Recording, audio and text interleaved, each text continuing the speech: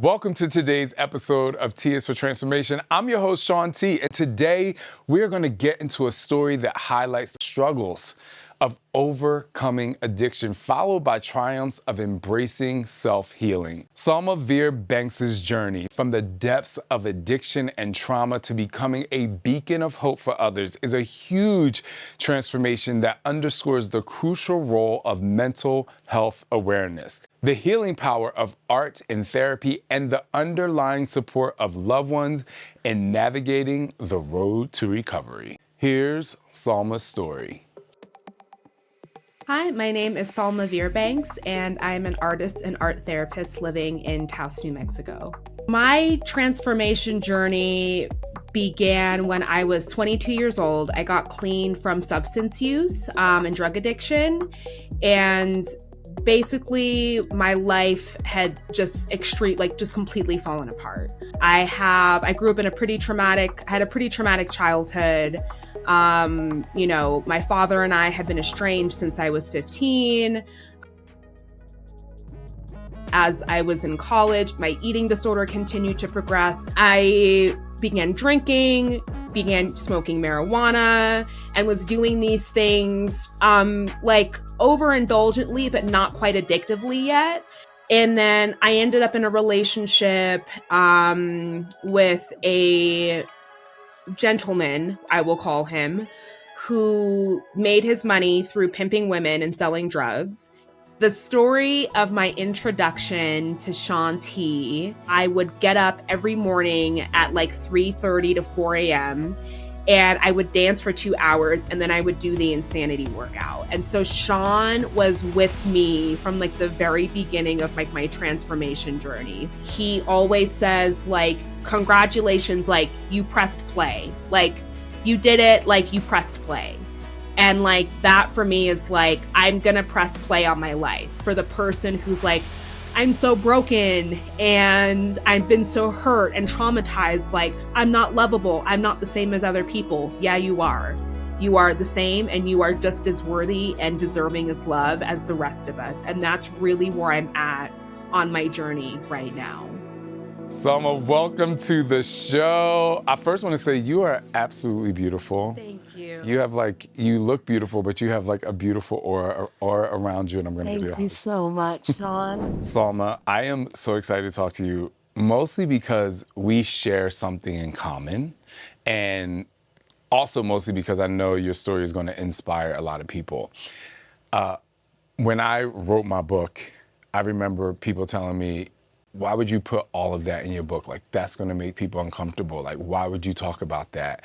And they didn't understand that in my head, I'm I wish someone spoke about this or wrote about this before, because it just would have made me feel not so much alone in my own journey.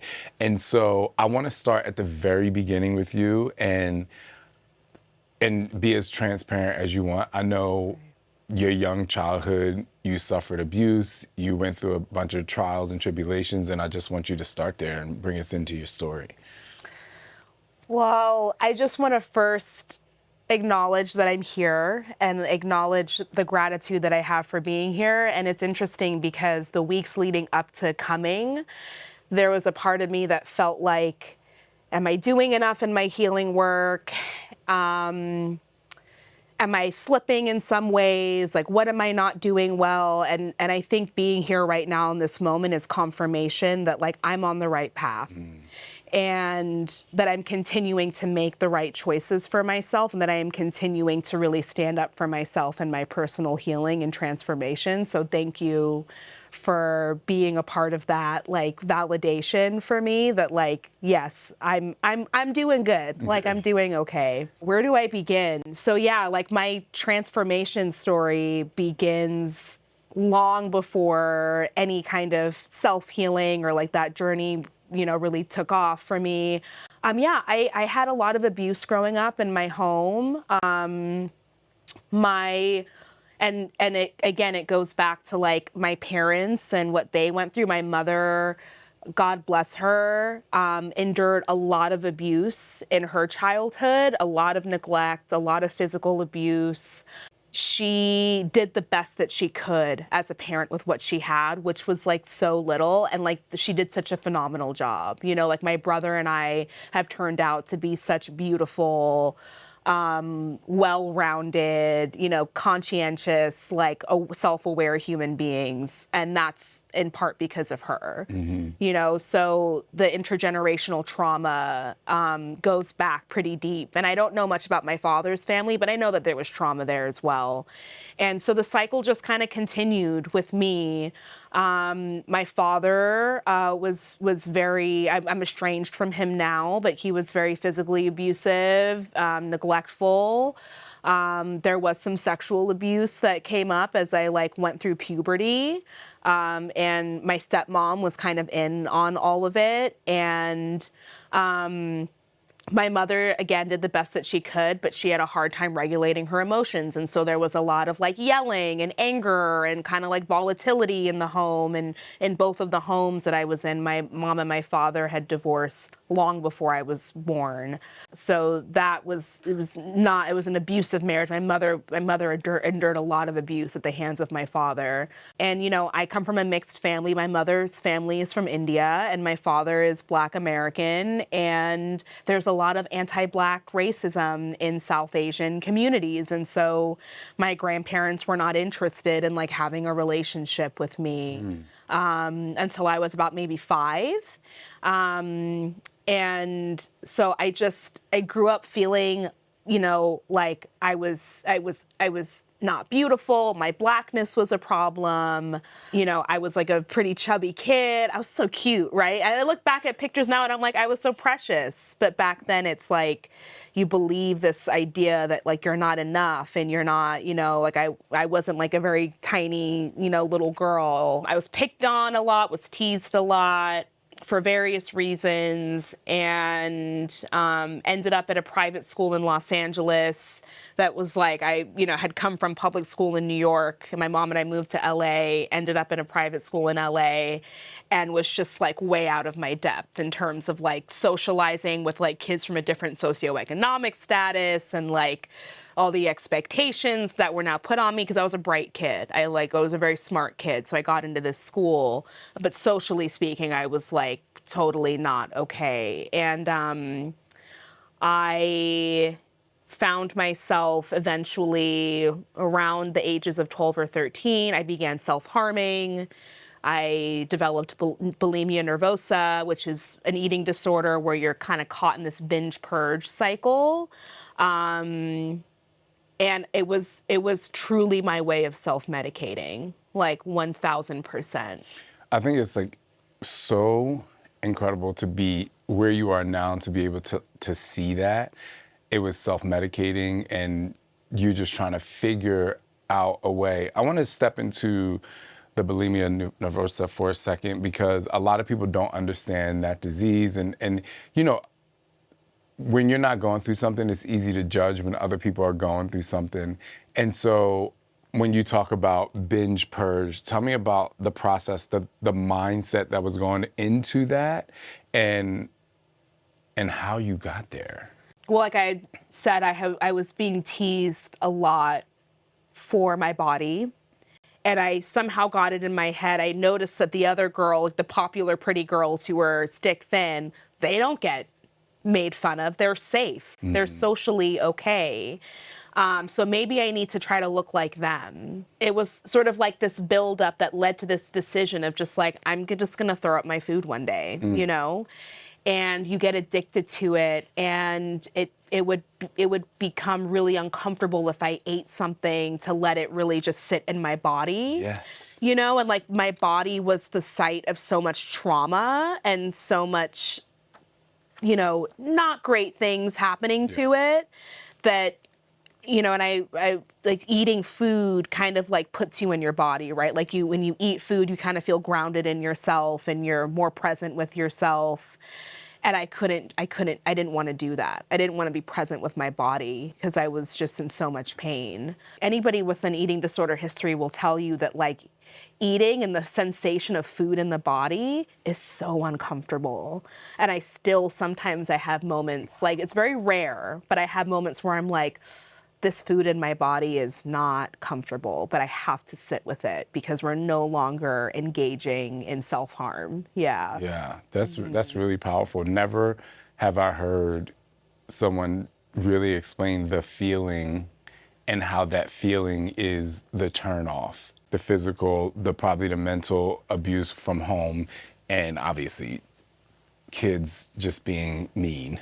Yeah. Because you know how kids are. So moving into adolescent, and I know you said you were very an intelligent kid. So how did academia play a role in the process of you know, either getting better or, you know, did it play a process in any of the way you were able to develop and try to get through this? It did both. I was an overachiever, still kind of am. It's been like a blessing and a curse to like be, and I'm sure you kind of like relate to that, right? Yeah. Like you don't build all that you've built without having some like sense of like overachievement, Of right? course. Yeah. So like I remember I would be like, I would get home from track practice and I was like, I'm gonna time myself running around my driveway to beat my time. Yeah. It's just like, it's kind of like, that's what overachievers do. Yeah. So I learned really quickly, like, oh, if I do well in school, my mom's happy with me, my stepdad's happy with me. I get praise from teachers, my friends, like I went to like a college preparatory school, so like the smart kids were kind of like the cool kids. Like that was kind of how that went. It's like if you did really well, it was like, yeah, that Like, person's that's a good real. thing. Like that was like the cool thing, right? It wasn't about the clothes or like who's popular. A little bit, but it was more so about like who's really smart. Who's killing the game in Yeah. academics. Who's doing so. I quickly caught on to that and like did really, really well in school, studied a lot, joined clubs, did AP classes, honors classes, extracurriculars. I was like, I'm going to a good college, hands down. And I did. Got into it, went to Berkeley. Had some issues because of my addiction troubles. But let's talk about that for a second because, you know, when someone, again, on the outside, they see you're smart, you're involved in all these different organizations. You were probably like a president or vice president at one point. President of National Art Society. I could always see, I could see it, you know. So how did substance abuse sneak its way into this journey?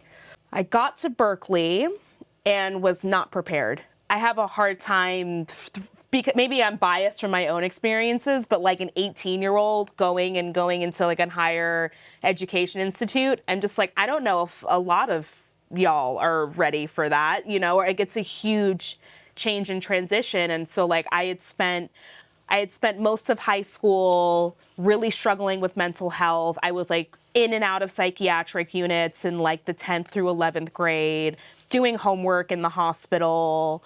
My eating disorder was really bad. I was self-harming all the time. I was like engaging in risky behavior, but I did well in school, so you couldn't tell me anything, right? Yeah.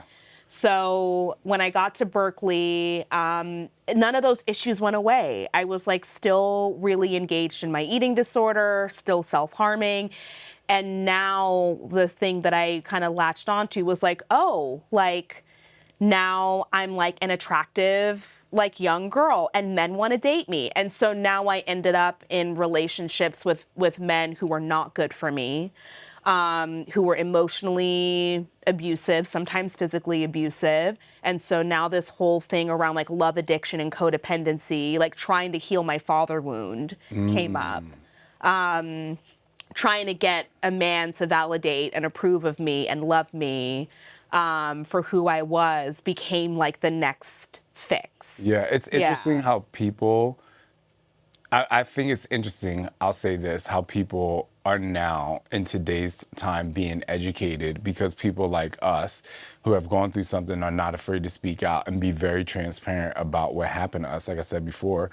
And I share that experience with you because I was sexually abused by my stepfather. And so you go from like feeling really, really important and to one day being like super neglected. And so you're actively searching for love, and that actively searching for love leads to actively searching for love by way of sex. And then so you get caught up in this tornado of like, what am I doing? But it feels good, but you know it's like not there. But you also were in a relationship where the guy, for lack of a better way of saying it, was a pimp. Yeah, I ended up, my like final battle before I got clean was I ended up in a relationship with a guy who I will not name, but was from Miami. And I was like at a liquor store getting alcohol,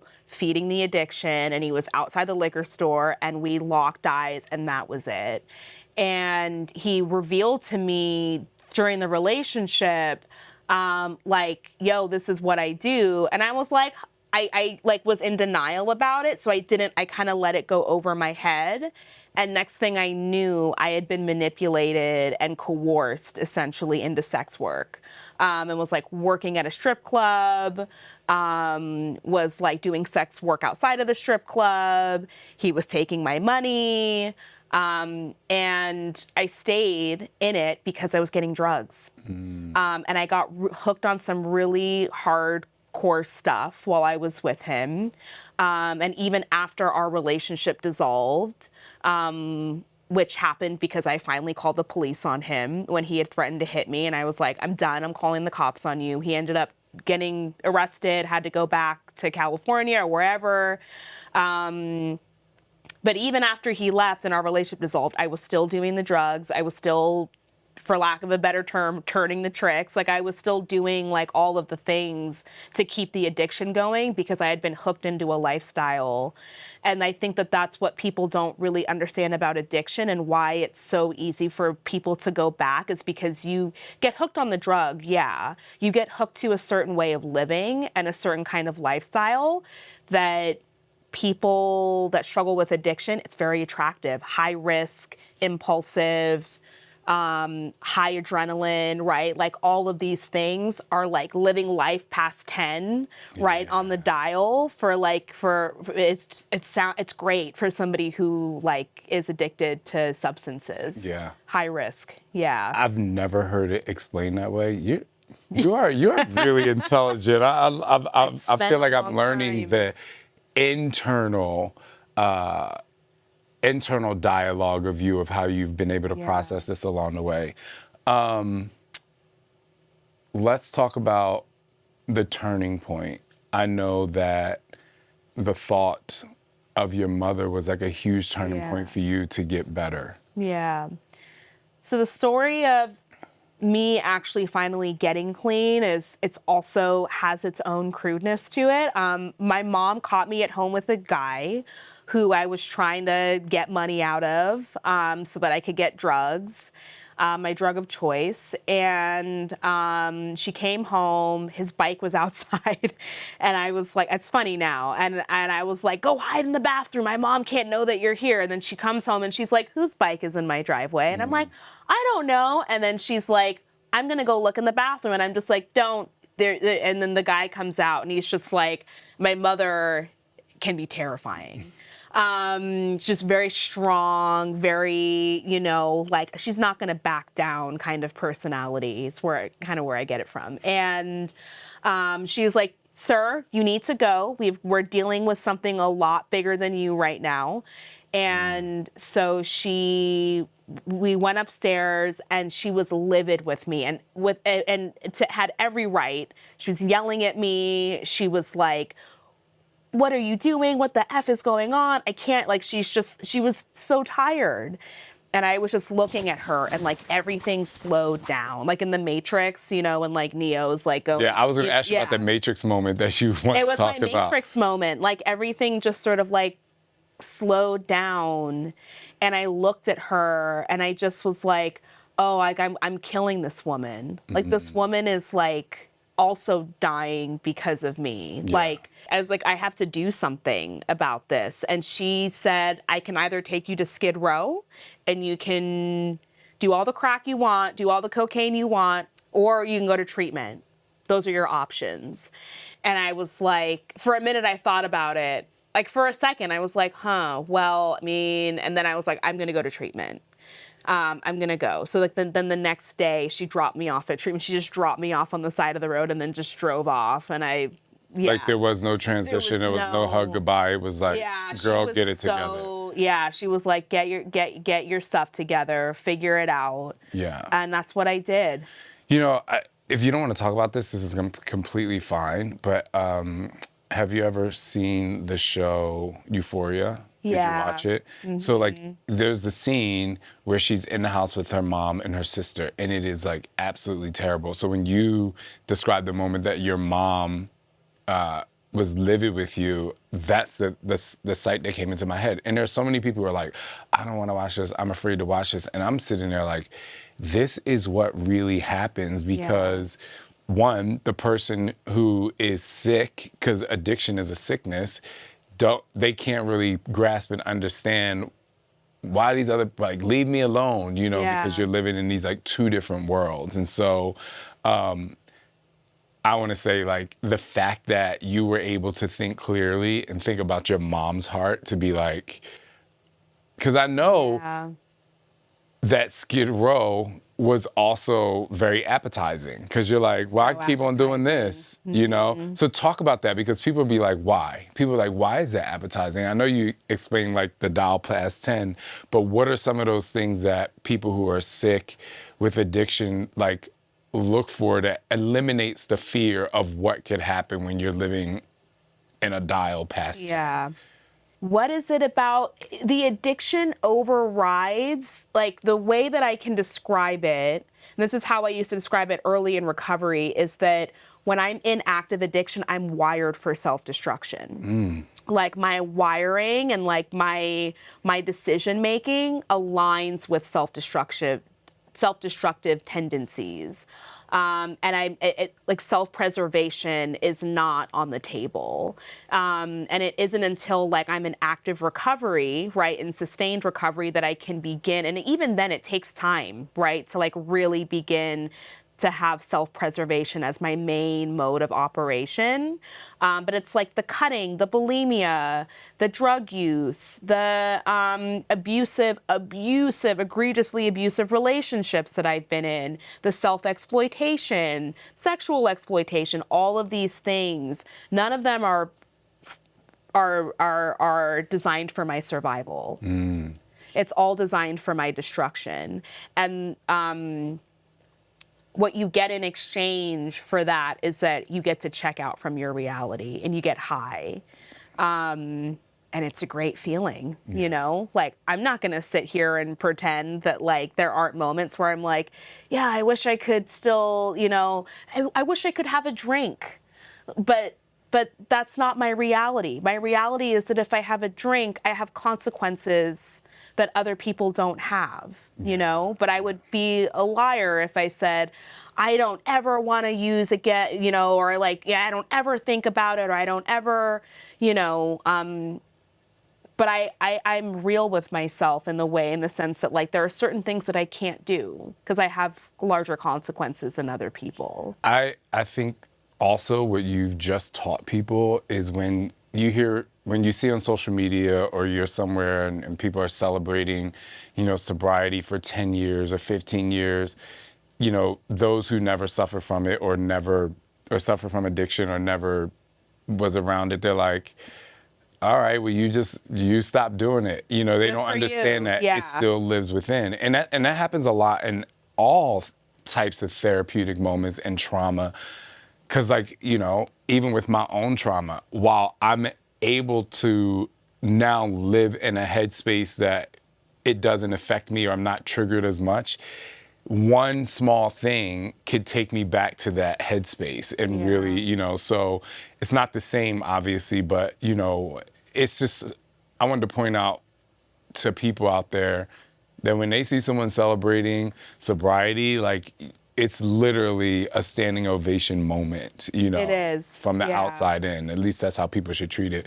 So I'm going back to the treatment center. So you got to the treatment center. Yeah. Your mom was basically like, girl, get it together. You were on the sidewalk. How was that process of stepping in? Like, a lot of people were like, what happened inside? What was the process of stepping from the sidewalk in and like the check-in?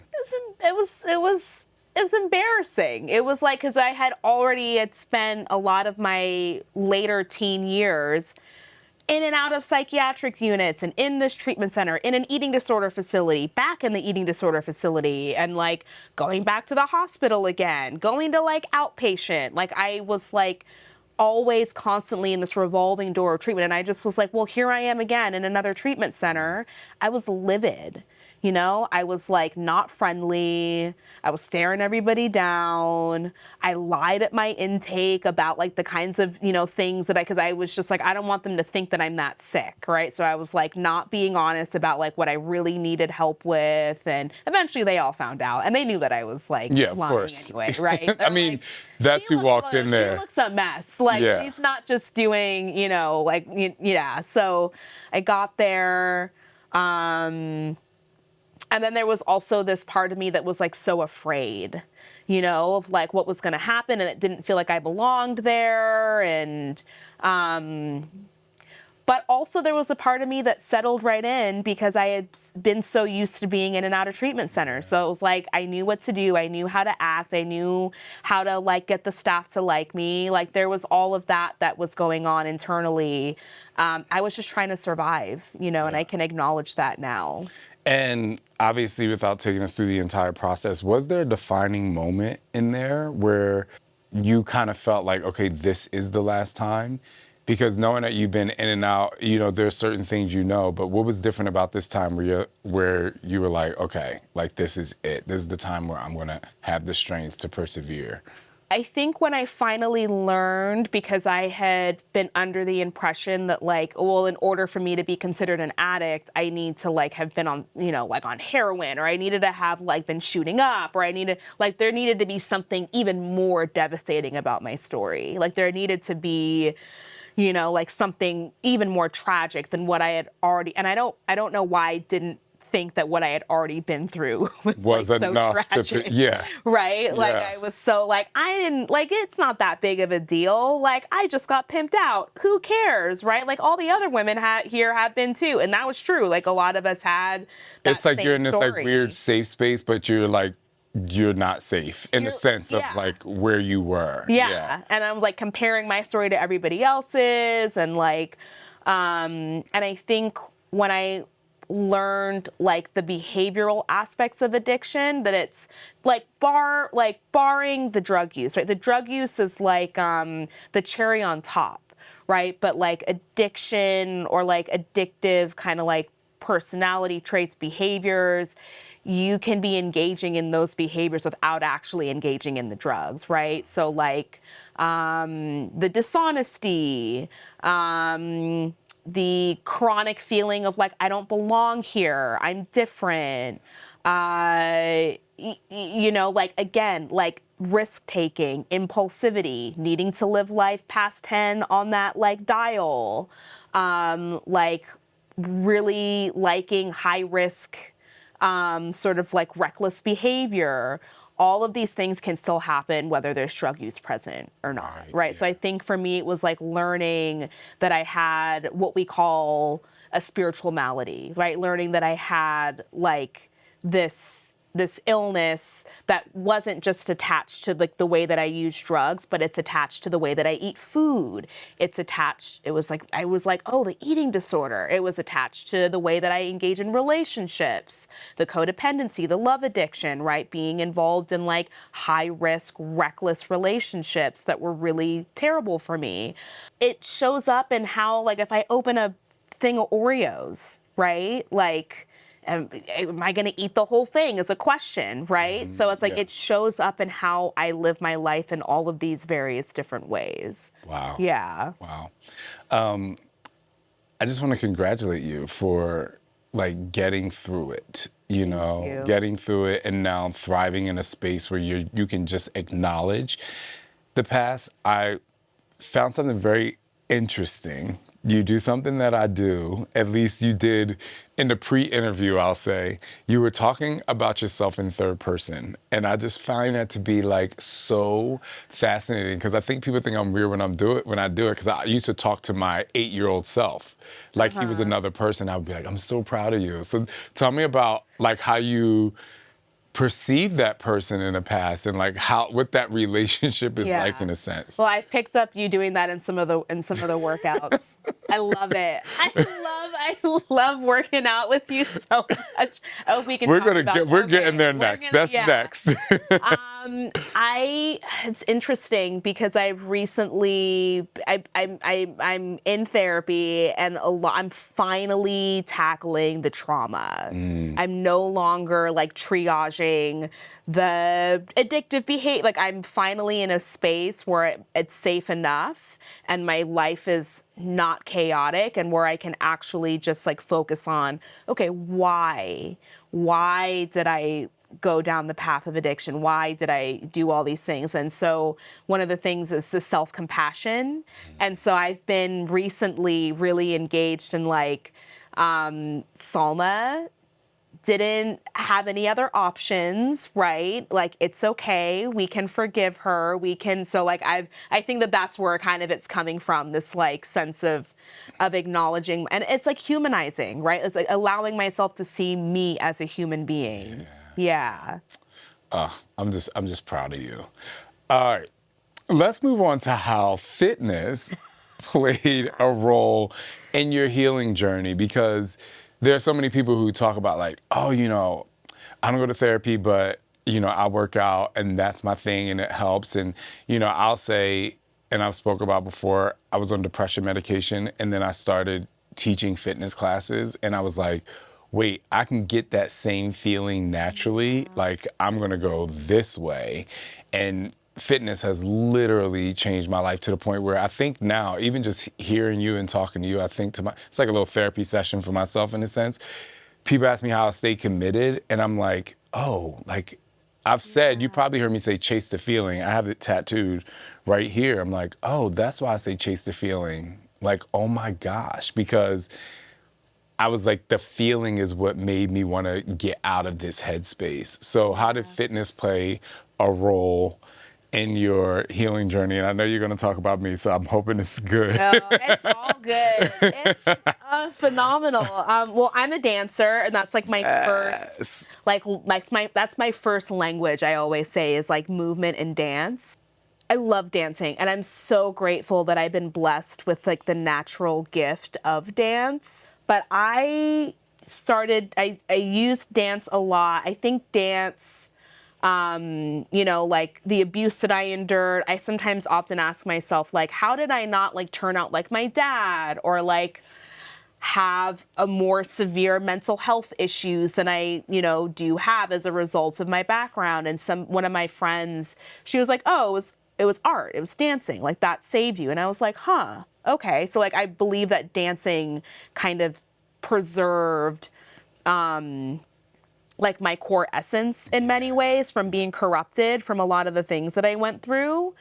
I spent a lot of time exercising, and in part, some of it was a reaction to like, I need to be thin, I need to be right. So I used fitness in this way as a way to kind of like make myself feel better about myself. But that too wasn't foreign because of the experience you had with your dad growing up, if you can talk about that for a second. Yeah, my dad. So my first bully was my dad. I will always say that. And I was made fun of a lot by him and my stepmom for my weight. And he would embarrass me in front of people regarding like my weight and my size. Again, I was like a precious child who was just in her body and just needed somebody to be like, you're good. Like, we trust that you will take care of yourself when the time comes, and he would force me to exercise. And I mean, he'd be like a drill sergeant in the park, like, hurry up, like, move your fat butt, like, let's go. Like, just like really like embarrassing me in the middle of the park. And so I learned, and I like, even like getting ready in the hotel, right? And I'm like looking in the mirror and I have these judgments about my body, and I have to remind myself, this isn't your voice. this is your father. Like even at 35, right? Like this is your father. This isn't you. Your body is worthy of love and acceptance no matter where it's at on your journey. Yeah. Well, so that was kind of what I went through with my father. well, that's why I wanted to ask you about that, because your relationship with fitness changed. So different now. Yeah. It's so empowering. And so I got to the rehab center and I stayed there for 18 months. And at 6 months, they give you the option of like, you can go get a job and like, we'll give you your phone and you can go out into the community and get a job and we'll drug test you and all that when you get back every day. Or you can do this internship program and get your, I think in California, it's the KDAC. It's like a addiction specialist certification. So you can become an addictions counselor. You do this 2,000-hour internship and you live on the facility for free. You're going to have a lot of work. We worked 16-hour days, 6 days a week. It was an intense internship program. I did 2,000 hours in like a year. Like it was insane. So I decided to do the internship. I was like, I'm an intense overachiever. You're already an I'm gonna do overachiever. this like 16-hour a day, 6 days a week program for a year. And me and the other interns, I was like, had been going to the gym on the facility and was like exercising and working out. And me and the other interns came together and we were like, let's do this insanity workout. No way. It's gonna make me a little emotional. That's really powerful. So we got together, we got the program, and because my coworkers, most of them were men, so we had to work out separately because there was like a You strict don't allow no. that. Yeah.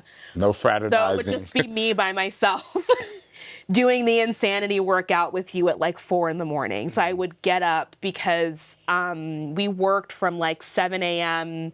to like basically 12 a.m. at night, really intense shifts. So I would get up between like 3:30 and 4 a.m. and I would dance for 2 hours because I had to like get my dancing in. It was like my reintroduction back into dancing. And then I would do the insanity workouts with you for like another hour. You were with me from the beginning of that journey. Like, and I had never like really built my body. And like that program showed me what I was made of. It showed me that like I can push myself. I can get really strong. I can like build my body in this really beautiful and strong way. And I can have fun while I do it. And like, you just inspired me. And I remember like doing that and I'd be like, I wonder what it would like to like, I wonder what it would be like to meet this person. And like, here I am now, you know, like over a decade later, sitting here with you, you know, and from that moment, you've been with me. Like I've invested in all of your workouts. Like, thank you. Asylum, part 1, part 2, Insanity Max 30. Like I've like you have been with me from day one on this transformation journey. Thank you. Thank you. That's really beautiful. Yeah. And I think selfishly, I say this, like I'm really happy. I think like shocked, but happy in a really odd way that you were introduced to me in a way while you were in the facility and making yourself better. Because, you know, when I created Insanity, and this is like, which most people don't understand, they think that I'm just like a tough trainer. The entire situation was based around track and field, which I know you actually ran track and field. Yeah.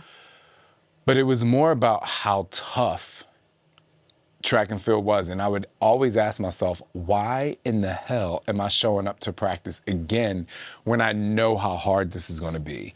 And so when I created Insanity, you know, you've heard me say, like, the stronger you get, the better you'll feel. Yep.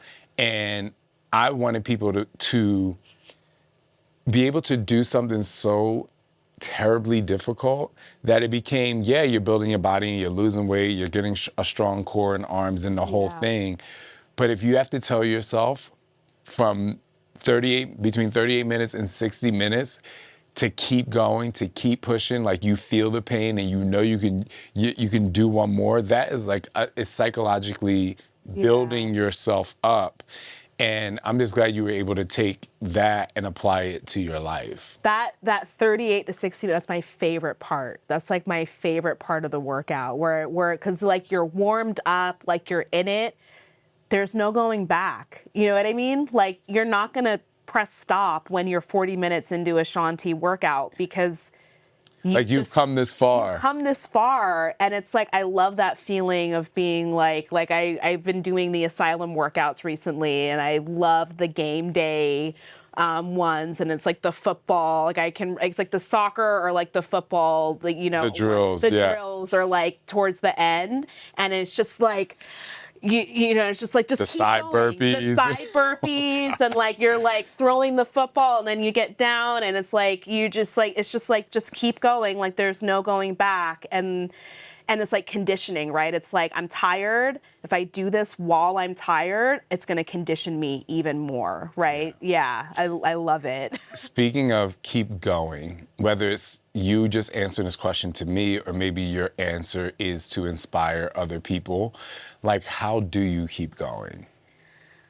How do I keep going? Well, there's the overachiever in me, right? Right. That is like, we've got things, we've got greatness to achieve. We've got greatness to achieve. And I think that actually was what drove me to even get clean, was this awareness of just like, nah, I think that there's something else in this life for me. Like I'm meant for something different than the way that I'm living right now. Mm-hmm. Is there a healthier version of me on the other side of this behavior or on the other side of this choice that I'm making? Yeah. Right? Like, is there a healthier version? And is there a version of me that like can like really loves myself even more so? Yeah. Right? It's that desire to be loving towards myself. Yeah. Yeah. It's interesting. There's this book that I read my kids often. It's not their favorite kids book yet, but it will be one day. Yeah. So it's called What the Road Said. I'm not sure if you ever read it before. It's fascinating. But there are two parts of the book that I absolutely love. And at one point, the boy who's like walking down this road starts asking the road all these questions like, what if I can't do this? What if I fall? What if I fail? And the road just says, keep going, keep going, keep going. And then like that paired with this other passage that is so powerful that somebody like you or people who have suffered or people who are suffering and they don't know if they're going to find that other thing in life that they're destined to do. Mm-hmm. It says sometimes you have to go the wrong way on your way to the right way. Yeah. And so, you know, you just have such a powerful story of where most people can think like, I'm going the wrong way in life, but there's always a turning point. You know, there's always a turning point for you to go the right way. Yeah. But to know that this way, because it's already happened, is what it is. And I think a lot of people throw in a towel because of, well, this was so traumatic and I'm a failure and I've disappointed everyone. And I think that's the last question I want to ask you. I love hearing you talk.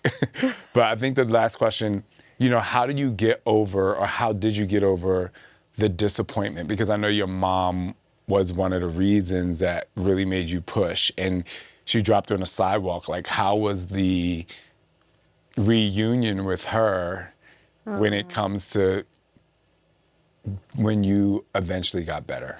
So beautiful. Like we spent 30 days apart, and then she was able to come visit me after my first 30 days.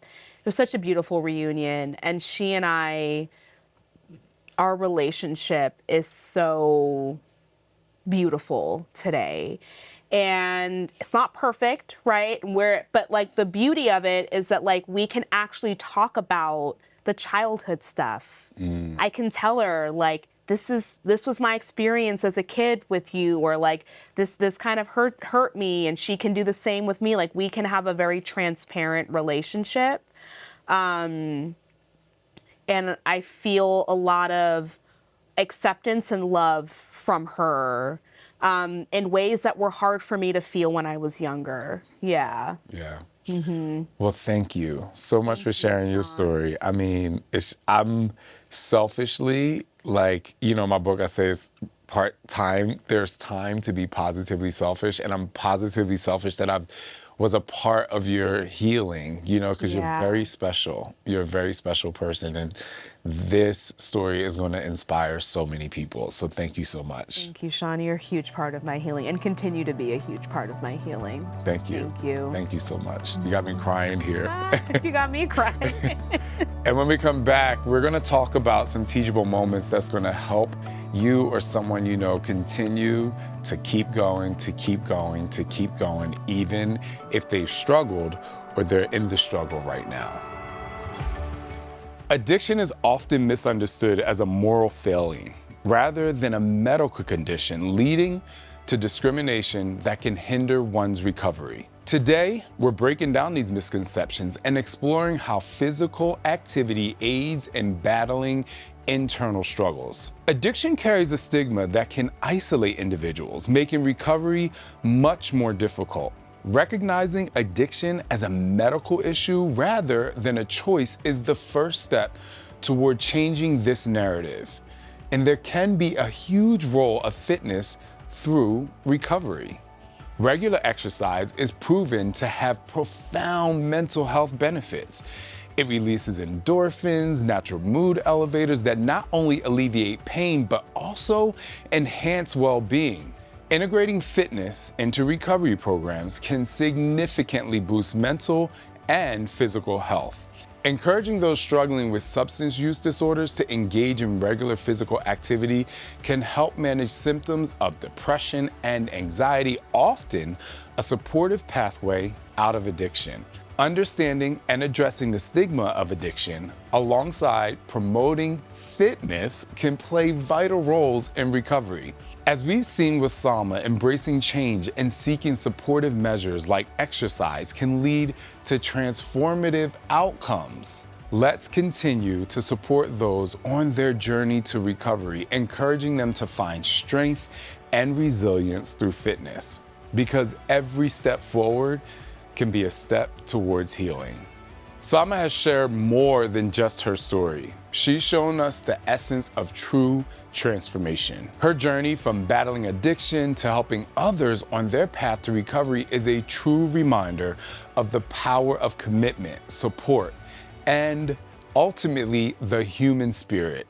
To those watching or listening, remember, no matter the depths of despair, recovery is possible, and hope is always within reach. Thank you so much for joining me on this episode. I hope you feel transformed and always continue to be your biggest cheerleader and never, ever, ever give up.